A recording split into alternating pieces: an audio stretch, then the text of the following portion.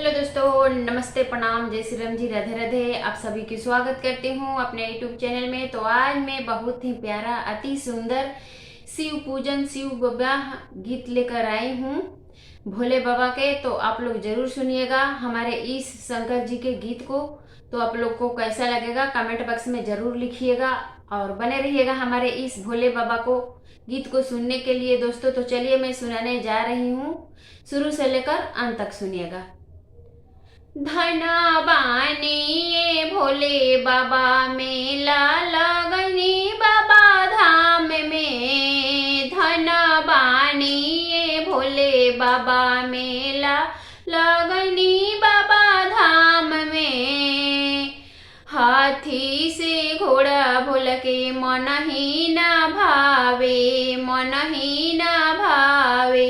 बसहा बैला बगल में। धन बानी ये भोले बाबा मेला लगनी बाबा धाम में। धन बानी ये भोले बाबा मेला लगनी बाबा धाम में।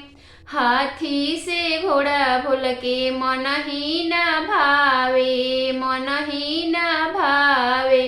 बसहा बैलवा बगल में। धन बानी ये भोले बाबा मेला लगनी अरे राज में। धन बानी ये भोले बाबा मेला लगनी अरे राज में।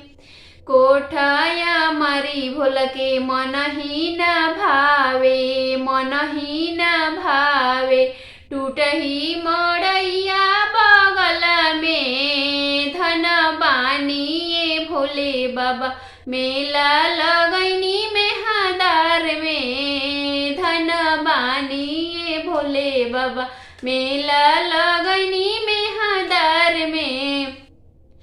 पूड़ी मिठाई भोल के मन ही न भावे, मन ही न भावे। भंगिया के गोला बगल में। धन बानी ये भोले बाबा मेला लगनी में हदार में। धन बानी ये भोले बाबा मेला लगनी अरे राज में। तो सक तकिया भोल के मन ही न भावे, मन ही न भावे। मिर्गा के छाला बगल में। धन बानी ये भोले बाबा मेला लगनी बाबा धाम में। धन बानी ये भोले बाबा मेला लगनी में हदार में। तो सक तकिया भोल के मन ही न भावे, मन ही न भावे। मिर्गा के छाला बगल में। धन बानी ये भोले बाबा मेला लगनी में हदार में।